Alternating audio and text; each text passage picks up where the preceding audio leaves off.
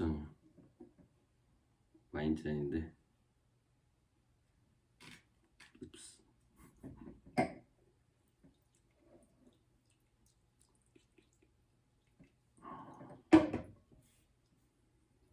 이렇게 와인잔에 커피네를 먹거든요. 이렇게.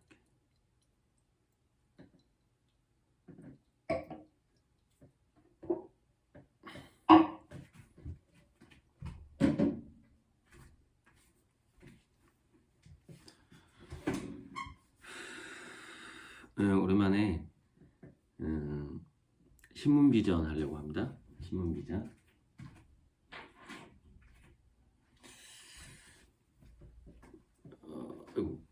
무릎 정도. 최근에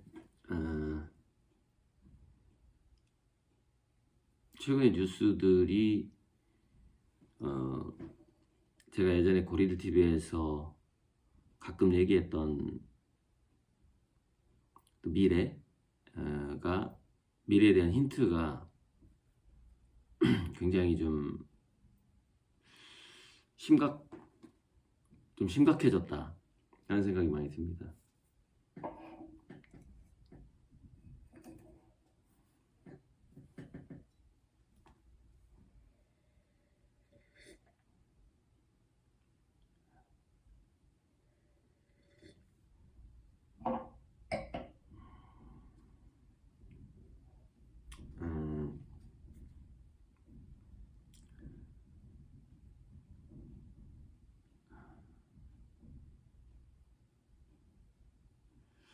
지금 최근에 제가 양자 컴퓨터가 하나의 그쪽 분야에서 우리 IT 이쪽 분야에서 핵무기와 같은 그런 오히려 역설적으로 굉장히 파괴적이지만 핵무기와 같은 역할을 하게 되면서 진짜 어떤 세계 평화로 가게 된다. 그렇게 얘기를 했는데 여기 이제 여기 보면 AI가 세계 경제에 기적을 가져올 것이고 초협력 슈퍼 클러스터를 만들어야 된다. 같은 얘기잖아요. 지금 내가 했던 얘기다. 같은 얘기가 지금 9시간 전에 뉴스가 나온 건데 누가 어떤 전문가가 얘기했는지 4차 산업혁명 글로벌 정책 컨퍼런스네.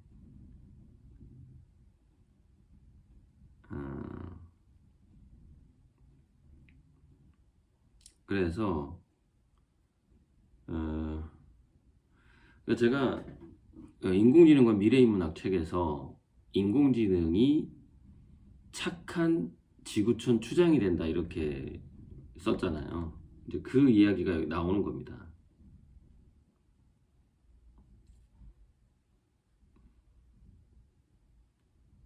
아무튼 여기가 내가 밑에다 좀 댓글로 올려줘야 되는데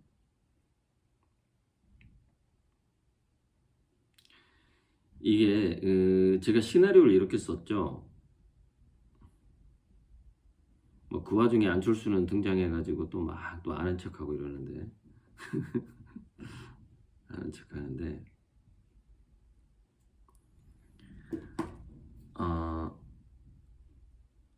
다국적 기업은 양자 컴퓨팅이 가능한 AI를 경쟁적으로 개발을 한단 말입니다. 근데 이 AI가 어떤 수준 이상이 돼버리면은 인간적인 AI가 돼버려요.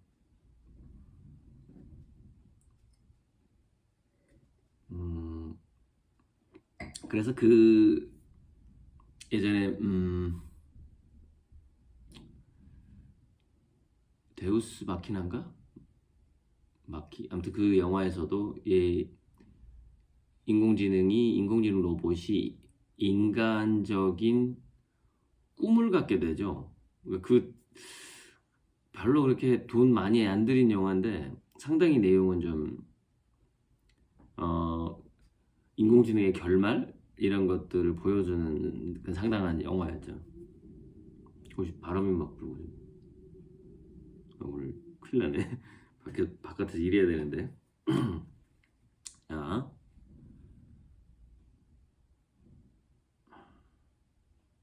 이거 넘어가고요. 그래서 이제 이런 잠깐만. 날씨가 마이너스 10도에 한파가 온다?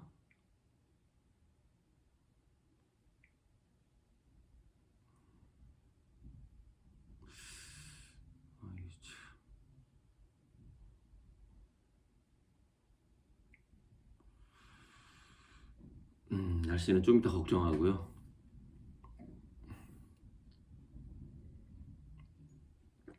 요즘에 내가 그 몽당연필을 바깥쪽을 조경을 하고 있어요. 조경.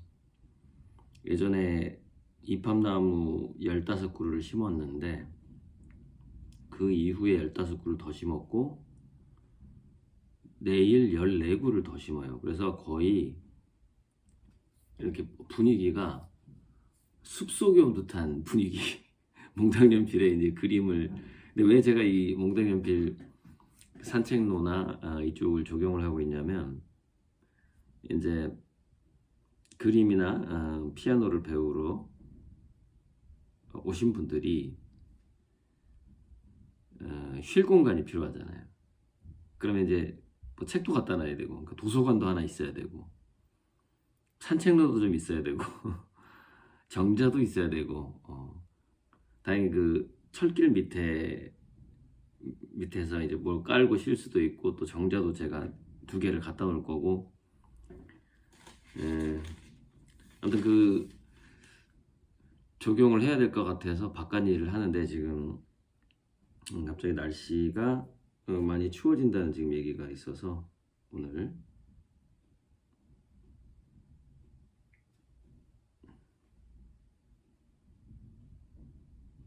잠깐만요. 4도?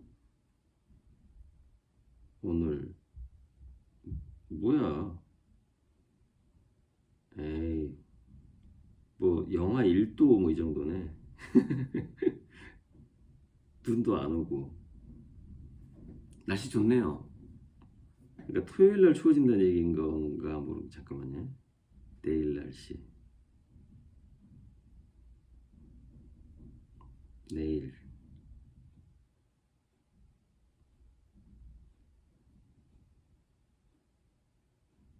내일도 아주 많이 춥진 않네요. 네. 자, 그런데 자 온도가 나와서 이거 아직 안 보신 분 있을 텐데 작년에 북극에서 공식적으로 38도를 기록했다는 신문입니다. 38도. 그래서 한동안 시베리아에 폭염이 지속됐다 이거예요. 아주 예외적으로. 이게 작년이거든요.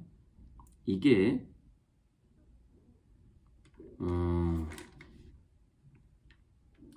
자, 그러면 북극에서 38도인데 열대지방은 몇 도였느냐? 공식적으로 지금 기온이 54.4도. 이거 화씨 아닙니다. 섭씨입니다. 섭씨. 섭씨. 54.4도씨가 지금 잠깐만, 남극이 18.3도. 이게 이제 온난화 개념하고 기후변화 개념이 같이 오는 건데, 그래서 이제 미국에서 겨울 토네이도가 이번에 사망자 100명인가 나왔잖아요. 재산 피해는 어마어마하겠죠. 보통 토네이도 지나가면요 사망자 2-3명 나와요. 미국에서 지금까지 뉴스는. 그러니까 뉴스화 되지도 잘 않죠.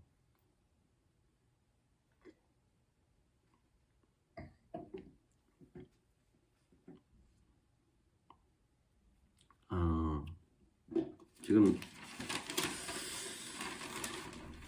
그보다 더 큰 지금 문제가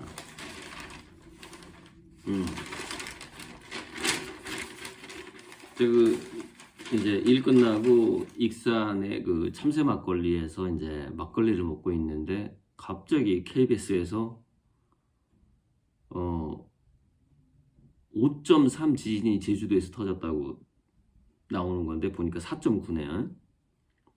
그래서 5.3? 그때 포항에서 5.8인가 그랬던 걸로 기억나거든요. 그 정도면은 딱 시간 계산을 해보니까 한 5분에서 15분 사이에 진동이 오겠구나. 이렇게 생각을 하고 있었는데 진동이 안 오는 거예요. 이상하다. 5.0이면 분명히 뭔가 흔들림이 올 텐데 근데 안 오는 거야. 이상하다 했는데 수평 지진이 난 겁니다. 수평 지진. 수평 지진이 뭐냐면, 자, 응력이 쌓였는데 이게 이렇게 된 거죠. 이렇게 된 거죠. 이게 이렇게 위로 올라간 게 아니라 이렇게 가면 이제 쓰나미가 오는 거거든요. 땅에 딱 올라가면 쓰나미가 오는 거고. 근데 이렇게 되니까 뭐 쓰나미도 안 와, 뭐 진동도 크지도 않아, 이렇게 된 거죠. 근데 그 제주도 거기서는 단층과 단층이 상당한 이동량이 있었다라는 얘기죠. 힘이. 그리고 그 이후에 3.0이 여러 번 있었고, 이게 이제 제가 전에 그 영상에서 지진의 트리거 효과와 도미노 효과를 얘기했잖아요. 한번 큰 게 터지면 그 터진 게 앞쪽으로 그게 방아쇠가 되고, 또 그게 방아쇠가 돼서 도미노처럼 이렇게 앞으로 다가오는 그 효과가 있다 그랬죠. 그래서 그게 이제 일본 서쪽하고 오키나와 이 남쪽, 그다음에 제주도 이쪽으로 올 수밖에 없는 거죠. 이게 지진 자체가. 그 왔잖아요. 이게. 그러니까 앞으로 일본에서 더 큰 지진이 한번 오면 우리나라 동남해안이 굉장히 위험해진다. 이거를 굉장히, 이거는 과학적 예측이니까 뭐 그때도 제가 말씀드리겠지만, 제가 이제 이런 어떤 지구과학이라든가 뭐 IT 인공지능이라든가 이런 것들에 대해서 고리들 TV에서 이렇게 이야기를 할 때, 그게 전 초등학교 때부터 과학에 관심이 많았단 말이에요. 그러니까 제 별명이 미대에 간 공대생이란 말이에요. 그래서 과학적으로는 초등학교 때부터 관심이 많았고 과학 잡지 읽기를 좋아했기 때문에 대략 40년의 내공이 쌓여 있는 거예요. 이 과학적으로는. 그러니까 이게 뭔가가 이 구도가 이렇게 빨리 잡히는 겁니다. 이 그 내공이 쌓여 있기 때문에.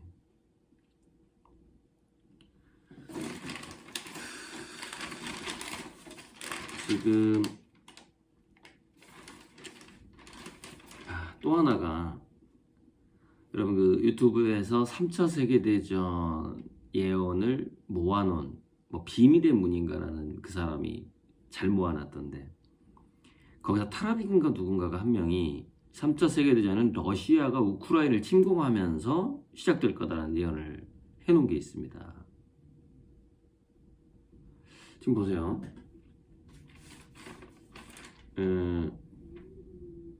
지금 이 남중국해 문제 때문에 미국, 일본의 유럽까지 연합훈련을 하고 있고, 중국을 견제해서. 근데 이제 만약에 유럽하고 나토죠. 유럽하고 러시아가 먼저 촉발이 됐을 때 자연스럽게 이것도 도미노 효과가 있는 거예요. 이때가 아니면 정리가 안 되겠구나라는 판단을 중국이 할 수가 있는 거죠. 그래서 그때 대만을 침공할 가능성이 있는 거죠. 그러니까 세계대전도 번져버리는 거예요. 그러니까 트리거가 우크라이나가 되는 거죠. 지진하고 되게 비슷한 거네. 도미노 효과가 있는 거예요, 이게. 이 얘기는 뭐 진짜 뭐 벌써 남중국해 문제하고 대만 침공 같은 경우에 벌써 한 20년 동안 단골로 나온 주제라서 뭐 정말 새삼스럽지도 않은데, 자, 문제는 언제가 될 것이냐의 문제예요. 그러니까 이거는 뭐 역술가라든가 이런 사람들이 그럼 언제 터질 거냐? 이게 20년 전의 주제죠. 저도 20년 전부터 들어온 얘기가 있습니다. 그때부터 그 얘기를 들었어요. 2024년이다예요. 근데 2023년이라고 주장하는 사람도 있어요. 근데 2024년이라는 얘기를 거의 30년 전부터 들은 것 같네 내가. 2024년이다. 3차 세계대전의 어떤 그 촉발점이. 그리고 그 이후에 이제 우리나라가 통일 논의가 시작되는 겁니다. 그 3차 세계대전이 끝나고 한 3, 4년 후? 3년 후? 그러면은 2027년, 8년이죠. 그때 이제 진짜 뭐 경제 통일은 그 전에 되겠지만 정치적 통일을 말하는 거거든요. 넘어갑시다. 이거 지금 너무 이제 이거는 이제 약간 무서운 예언들이고요. 무서운 예언들이 또 착착착 진행되는 게 보이니까 약간 그 AI가 이제 결국에는 세계의 희망이 된다. 전 지구에. 근데 그거는 제가 긍정적인 예언입니다. 그것도 진행되고 있고 또 하나 긍정적인 게 K컬처죠. K컬처.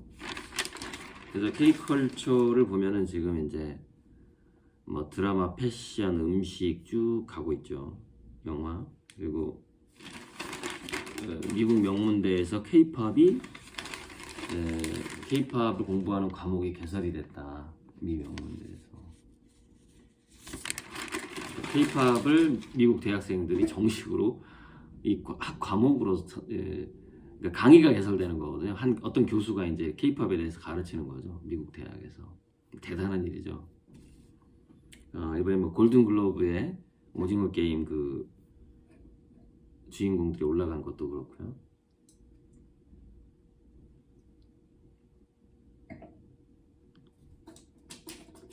자, K 콘텐츠에서도 중요한 건 뭐죠? 이거죠. 한국의 오리지널리티, 그 원천 지식, 원천 콘텐츠, 그게 굉장히 중요하죠. 이렇게. 그러니까 뭐냐면은 한국인 만화가들이 그린 이야기 이런 것들이 지금 또 많이 한국인이 쓴 소설 이런 것들 콘텐츠 시장에서 지금 영향력이 굉장히 넓어지고 있는, 커지고 있는 그런 것들이 또 기사에 나옵니다. 자, 그리고 결국에는 제가 뭐라 그랬어요? 미술로 간다 그랬잖아요. 이게 마지막에는 이 미술이라는 건 전부터 그랬잖아요. K아트가 전 세계의 어떤 중심이 된다. 이거는 상당히 국가적인 자존심이 걸린 문제거든요. 국가적인 자존심이 걸린 문제. 그래서 쉽게 그 자리를 내놓고 싶어 하지 않아요. 그래서 어떤 그림이, 그러니까 지금 제 뒤에 이제 제 그림이 있는데, 그 어떤 화가의 그림이 굉장한 마력이 있지 않으면, 이게 매력 수준으로 안 돼요. 굉장한 마력이 있지 않으면, 전 세계의 그 어떤 예술품 중에 예술품이 된다라는 것은 그 국가적으로 거부하는 사태라고 보면 돼요. 국가적으로. 그런데 마력이 있다면 다 뚫어버리는 거죠. 즉 전 세계 컬렉터들이 제 그림을 원하게 되는 거예요. 그게 이제 제 그림에 투자하신 아미고님들 중에서는 저도 이제 그 꿈을 많이 꿨지만 그 미래를 직접 본 분들이 많아요. 꿈속에서 그 제 전시회 미래를.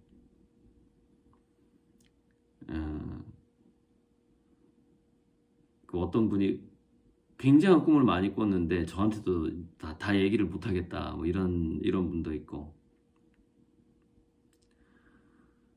또 어제는 뭐 현재까지 고 작가한테 투자한 뭐 큰 부자가 있느냐라는 또 전화가 왔는데, 이제 부산 쪽 아미고인데, 근데 좀 재밌는 분이고 초창기에 제 책을 읽고 제 독자가 된 분인데, 그 이후에 그 온 가족이 제 그림에 투자한 투자해서 이제 매달 성실하게 매달 돈이 들어오는 아미고 한 분인데, 자기 주변에서 이제 좀 큰 돈 가지신 분들이 좀 있는데, 뭐 여기까지만 얘기했고 나머지는 이제 그분들의 질문, 그러니까 그분들한테 대답을 해줘야 되는데 이렇게 질문이 몇 가지가 있다 그래요. 그래서 그거를 문자로 정리해줘라, 문서로. 그럼 내가 그 질문에 마치 인터뷰 하듯이 답변을 하겠다, 이렇게 여기까지만 얘기하고 끝났습니다만은. 그런데 뭐 얼마 전에 식사 좀 같이 하자고 그래서 같이 했던 어떤 컬렉터처럼 뭐 고 작가 그림이 뭐 옥션에 나간 적 있나요? 이런 질문은 굉장히 할 필요도 없는 질문이고요. 글쎄 어떤 질문이 올지 좀 좀 기대가 되는데. 자, 마지막 얘기가 이제 제 그림의 비전 같은 건데, 지금 제 그림은 찻잔 속의 폭풍이에요. 그러니까 지금 여기까지 온 것도 굉장한 폭풍이거든요, 이게. 팬덤이고, 물론 많은 분은 아니지만은 그래도 한 1000명 정도의 팬덤이란 말이죠. 그 중에서 이제 우리 또 찐 아미고님들이 계시고. 근데 이게 전 세계로 퍼질 것이냐의 문제. 이게 이제 핵심인 거죠, 핵심. 근데 지금 제가 계속해서 강조하는 게 하나 있죠. 고리들 그림은 가장 현금화하기 쉬운 자산이다. 이걸 제가 강조하고 있고, 그것을 지키려고 노력을 하는 거예요. 그것을.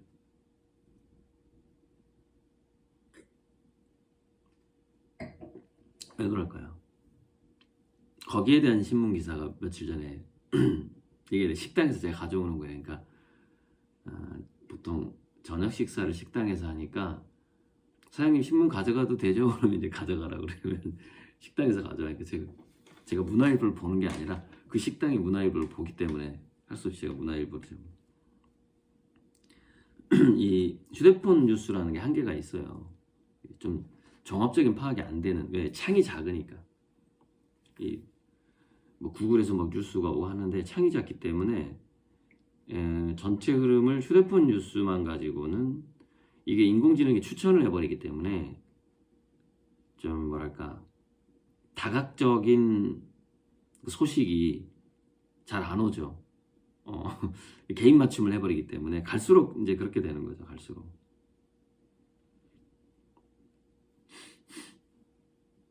재밌는 뉴스가 나왔네. 3만 원에 스케치 하나를 샀는데 591억 가치가 있는 명작이었다.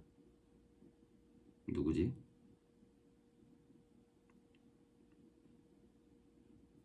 미국에서 한 60대 남성이 $30에 산 스케치가 독일의 미술가 알프레이드 뒤러의 작품으로 밝혀졌다. 이 작품의 가치는 $5천만. 500년 된 그림이었어? 우와.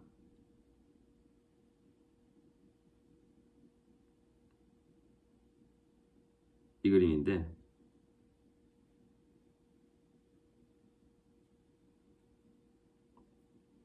스케치인데요. 여기 이제 요거를 3만 원에 샀는데 약 600억 가치의 그림이다. 대박이네 진짜. 이렇게 몇 배죠? 2만 배인가? 그죠?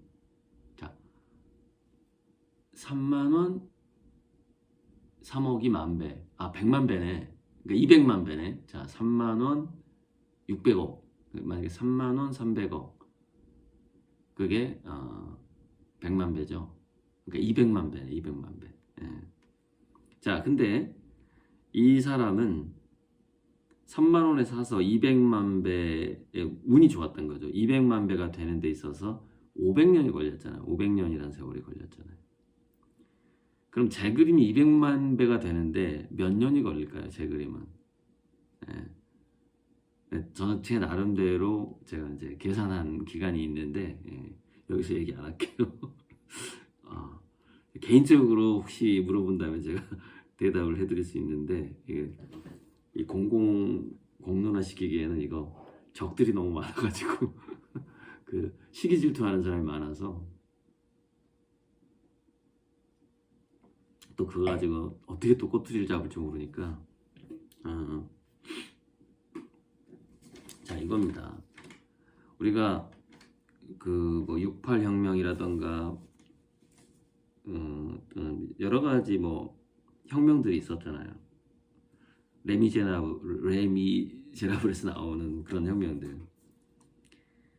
그런데 혁명을 했어요. 했는데 어떻게 됐어요? 이거예요, 이거.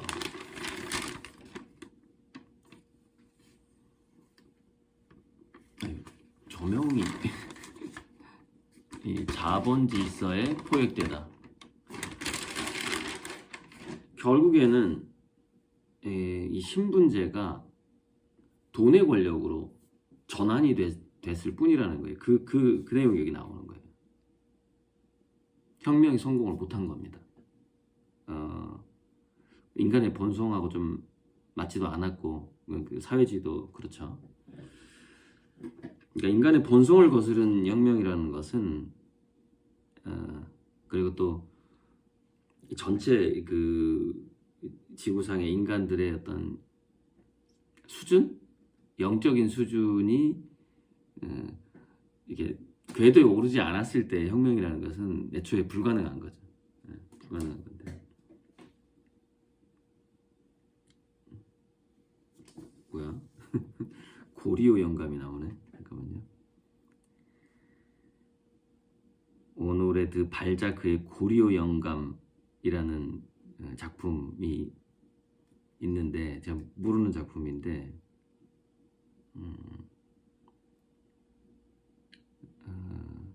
두 딸의 허영을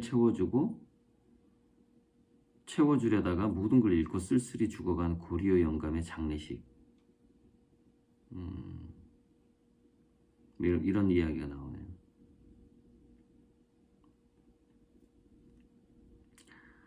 최후의 순간 고리오가 이렇게 얘기했다.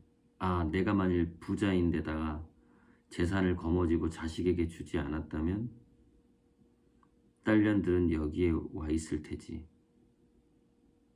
그러니까 이 딸들의 허영을 채워주기 위해서 막 돈을 썼는데 마지막에 장례식장에 딸들이 지금 어디 가고 없어.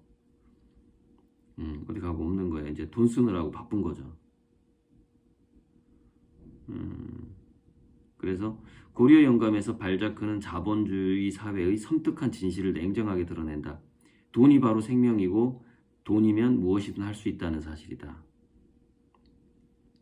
돈이 있는 동안 고리오는 딸들에게 쓸모있는 인간이었으나 돈이 떨어지자 그를 찾아온 것은 외로운 죽음이었다.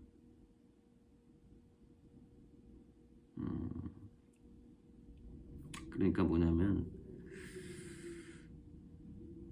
삶을 편하게 하기 위해서, 그리고 이제 물물교환이 불편하다 보니까 이제 거기서 화폐가 생겼다고 그랬잖아요, 최초에. 그래서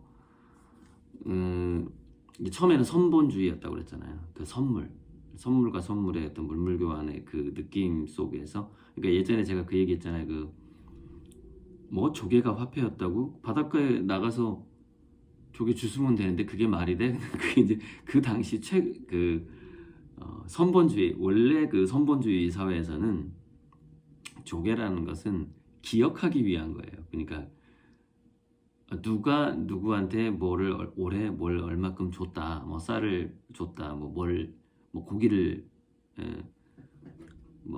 몇 금 줬다. 뭐 데나리온이라고 해야 되나? 옛날 그 화폐. 그거를 그냥 야 너도 기억하고 나도 기억하자라는 것이지 그 기억을 왜곡하고자 하는 의도가 전혀 없는 거예요. 그 당시 사람들은. 그래서 조개 껍질을 화폐로 쓸 수가 있었던 거거든요. 그러니까 어디다 기억할까? 그거죠. 그러니까 조개 껍질 야 이거 괜찮네 이거 이게 편하네 뭐 이런 거였단 말이죠. 그러니까 돈이라는 것이 그 조개 껍데기가 가치가 있었던 게 아니라 너와 나의 신뢰가 본래 가치였고 조개 껍데기는 그걸 단지 기록만 했다 이거예요.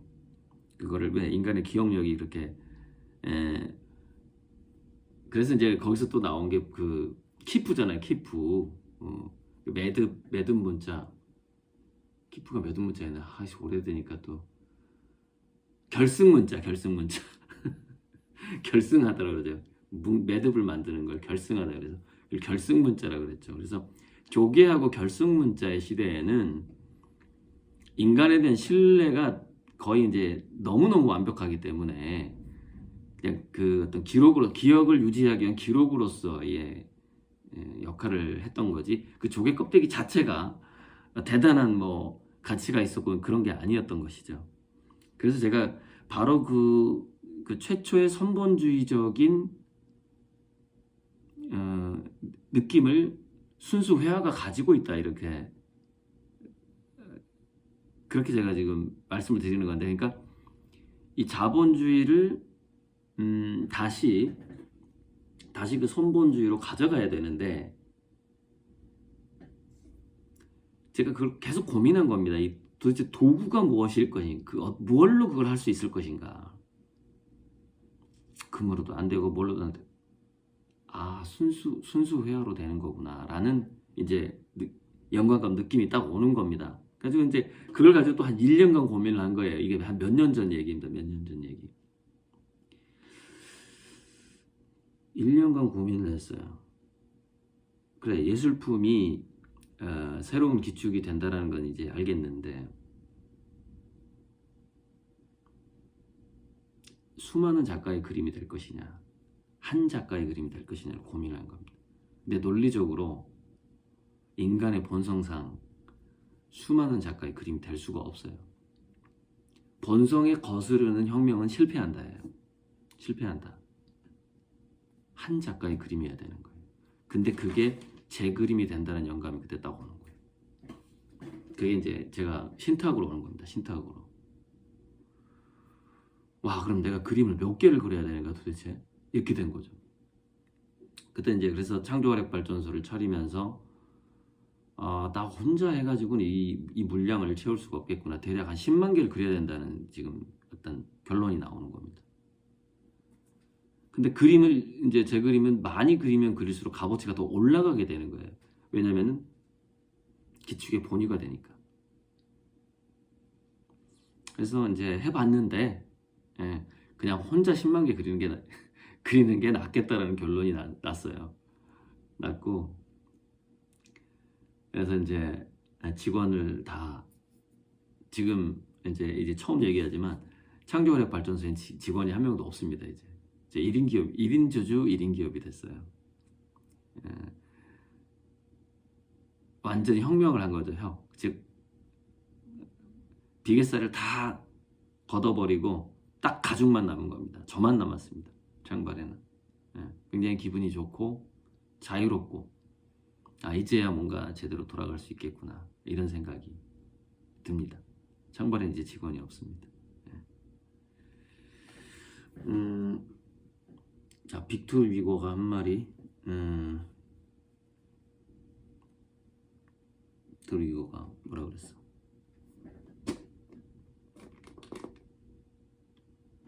아니야 그렇게 압축적인 말은 아니고 그래서 결국에는 이 자본의 질서에 붙잡힌 이 세상을 보면서 이제 그 예술가들이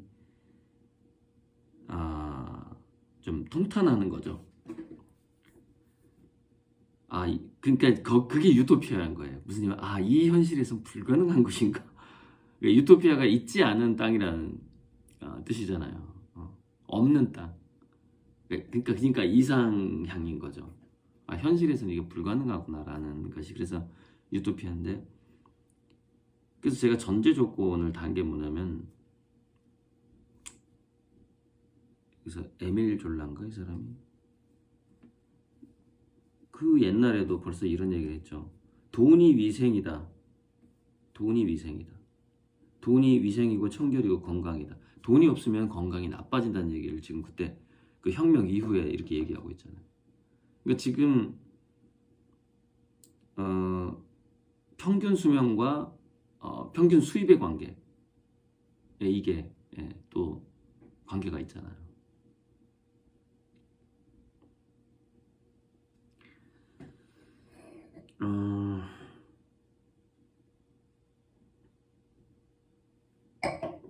유토피아는 그래서 제가 선유라고 인사를 하는 건데, 선본주의를 회복하지 않으면 유토피아가 불가능해요.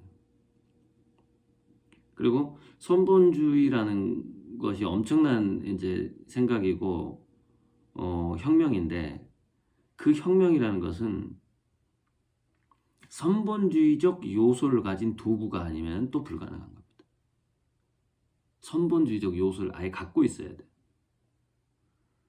그러니까 아미고님들이 제 그림을 통해서 뭘 느껴야 되냐면은, 아니 세상에 이런 선물이 있어? 이걸 느껴야 되는 겁니다. 저는 그렇게 해드리려고 하는 거예요. 왜 제가 그렇게 하지 않으면은 제 계획과 제 영감과 제 신탁은 실패할 거니까. 근데 다행히도 계속해서 성공한다라는 확신을 갖게 됩니다. 저는 성공한다. 성공할 거니까 아무 염려 마시고 지금 저에게 필요한 거 뭐죠? 재료비 재료비. 그러니까 매달 그 굉장히 지금까지 사신 분들은 정말 싸게 사신 거고, 앞으로 제 그림이 이제 10만 배, 100만 배가, 제가 지금까지 1000배만 배만 얘기했죠. 사실은 제가 자제한 거예요. 많이 자제한 겁니다. 근데 제가 받은 영감은 어떤 그림은 100만 배 이상 가는 걸로 나옵니다. 그러니까 아까 그 사람처럼 3만 원에 샀는데 600억 가치 뭐 이런 식도 된다는, 지금 그렇게 된다는 그런 이제 영감 내지는 신탁까지 왔어요. 근데 다 그렇다는 얘기가 아니에요. 이제 가격이 올라가다 보면은 작품마다의 그 뭐랄까 가격이 차이가 심해져요. 그러니까 여러분 피카소 그림이요, 지금도 막 스케치 막 이런 것들이 있잖아요. 피카소 그림이 지금도 100만 원대 있어요. 그런데 미술관에 걸린 그림은 얼마예요? 1조가 넘잖아요. 몇 배 차이가 나요, 피카소의 그림이. 물론 크기의 차이도 있지만 피카소가 그린 것도 100만 원이냐 1조냐 이렇게 차이가 난단 말이에요. 물론 1000만 원짜리도 많이 있고, 피카소 진품이 그래요, 진품이. 그러니까 제 그림도 뭐 제 스케치도 막 여러 개 막 사진이고 판하고 많이 나오겠지만, 기본적으로 뭐 간단한 스케치는 100만 원대가 피카소보다는 최소한 100배는 비싸겠죠, 피카소보다는. 그러니까 그렇게 될 건데, 그래서 이제 제가 아무튼 몽당연필도 이제 학원 법인이 설립이 되면 몽당연필 통장이 나와요. 통장이 나오는데 거기다가 5,000원에서 5만 원 정도의 재료비 후원을 받을 거예요, 그 통장에 나오면. 근데 그게 20만 원이 차면 아트 상품을 보내줄 거예요. 그러니까 사실은 아트 상품 제가 계속 20만 원에 팔잖아요. 그리고 새로운 아트 상품은 뭐 한 달에 하나씩은 무조건 나오죠. 그러니까 여기서 마음에 든 거, 제가 지금 아직은 이제 완성된 게 아니라 뭐가 가장 여기서 좋다라고 말할 수는 없는데, 이거 같은 경우는 마음에 들어요. 천화동인 1호. 천화동인이 그 화천대유 사건에서 이게 거론이 되다 보니까 화천대유 작품이라는 것은 그 화천대유라는 회사가 설립된 걸 내가 어떻게 알았겠어요, 그죠? 설립되고 뭐 1년 후부터인가 내가 그거를 그리기 시작을 했더라고요. 그게 딱 1년 차이가 나는데 저는 화천대유라는 회사가 있었는지 몰랐고 근데 화천대유 그림을 그려야 되겠다 생각을 한 거죠, 저는. 뭐 그것도 설립 그 제목을 쓰기 시작한 걸 보면 제가 1년 늦긴 했는데 자, 천화동인은 이제 또 그 회사가 있었다는 걸 알게 됐잖아요, 이번에. 근데 이 뜻은 너무 좋단 말이에요. 그럼 내가 천화동인이라는 그 주역회를 제 그림으로 뭐 안 그릴 이유도 없잖아요. 왜? 제 그림으로 그려서 정말 그런 세상으로 그런 세상을 염원하고 그런 세상을 염원하면서 제가 숟가락으로 그림을 그린 거거든요. 앞으로도 이제 숟가락이라든가 주걱이라든가 이 주방용품으로 그러니까 밥을 상징하는 거거든요. 밥. 그걸 복록이라고 그러죠. 복록. 숟가락 그림이. 그러니까 이 천화동인 1호 작품 같은 경우에는 당연히 아트 상품으로 만들어서 널리 보급을 해야죠. 바로 이제 그 아트 상품이 이제 20만 원에 보급이 사인해서 사인값도 안 되는 어떤 가격일 수 있는데 그걸 이제 보급을 할 건데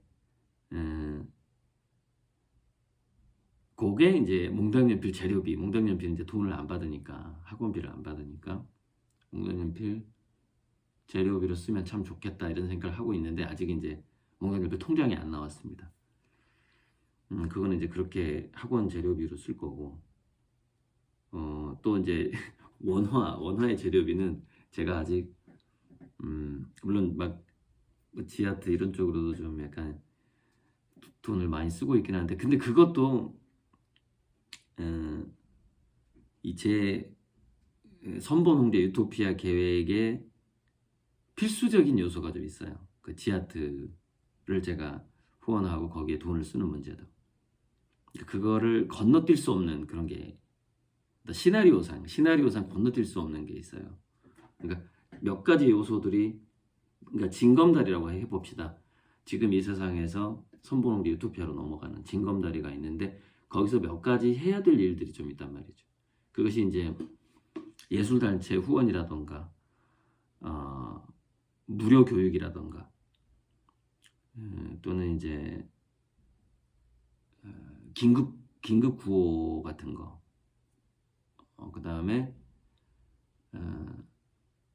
뭐 노인들 문제를 어떻게 할 것이냐 특히 농촌에서 농촌의 노인들을 어떻게 할 것이냐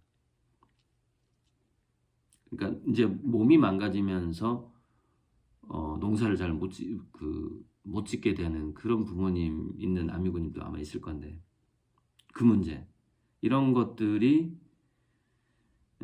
이제 저는 거기에 대한 다양한 아이디어가 있고 저만의 그 계획과 시나리오가 있는데 그런 것들이 이제 좀 그 징검다리로서 그 해결해야 될 하나의 그 저의 과제 같은 게 있는 거죠.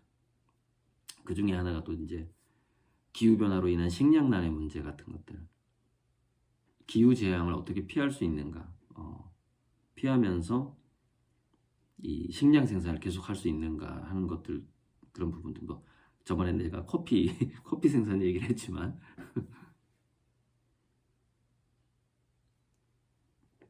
오늘 오랜만에 이제 오랜만에 이게 3일치 신문에서 긁어 모은 거예요.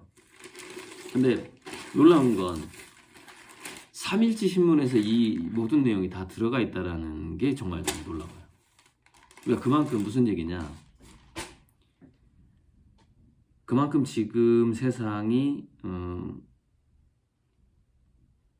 과거의 그 예언들이 성취되는 때에 굉장히 가까워져 있다라는 것 그게 느껴져요. 지금 3일치 신문에서 이런 내용들을 제가 한꺼번에 볼 수 있다라는 거는 예전에 제가 신문 비전을 계속 해봤지만 이렇게까지 그 미래의 변화가 이렇게까지 노골적으로 너무 노골적인 거예요. 막 3차 세계대전 얘기도 막 나오고 지금 와 AI 얘기는 오늘 신문에 9시간 전 뉴스에 그 AI가 이제 세계 글로벌 경제에 기여한다는 얘기 나오는데,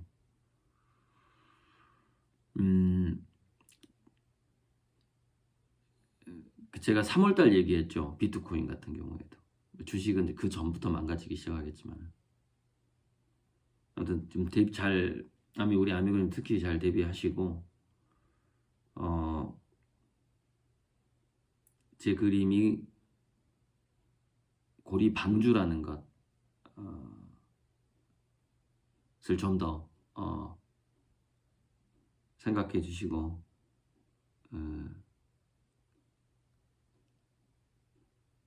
지금 굉장히 제 그림을 10,000배 싸게 사는 게 아니라 어쩌면 100만 배 싸게 사고 있을지도 모른다는 생각도 한번 해주셔야 돼요. 그래서 그만큼 저한테 내는 그 각자 경제적인 상황에 따라 다르겠지만 저한테 그 100분의 1 선불 할부금이죠. 그것이 좀 클 수도 있어요. 지금 좀 부담이 된다면은 아예 안 하셔도 돼요. 그러니까 저는 그런 게 없잖아요. 몇 개월 동안 안 오면 뭐 계약 해지한다 이런 게 없잖아요. 각자의 형편에 맞게 하라는 뜻이거든요. 아니면 그 전체의 그 완결된 약속이 안 되면 그림은 드릴 수가 없어요. 그건 완결돼야만 그 순번에 잡히는 것이고. 아무튼 오늘 오랜만에 제가 3시에 일어나가지고 이발하고 신문비전 찍었는데, 오늘은 이제 여기 꽃행성, 이건 좀 시간이 좀 많이 걸려요. 차라리 이건 금방 그리는데 이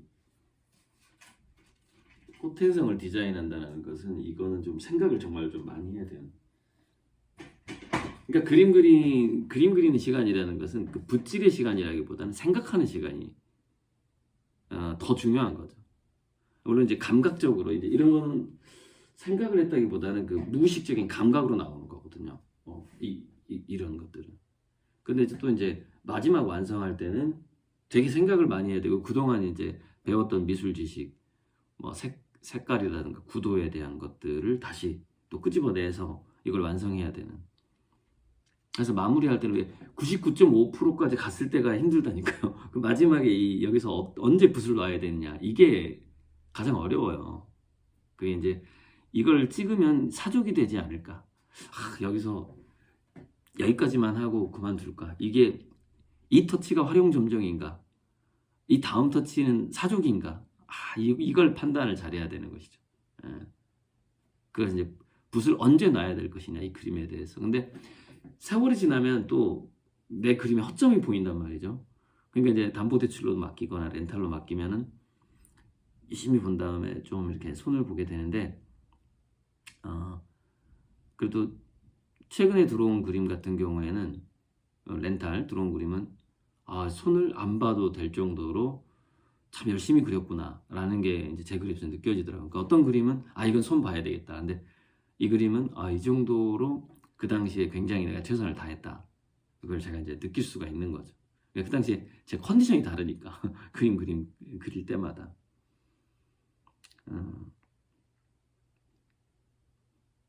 여러분, 그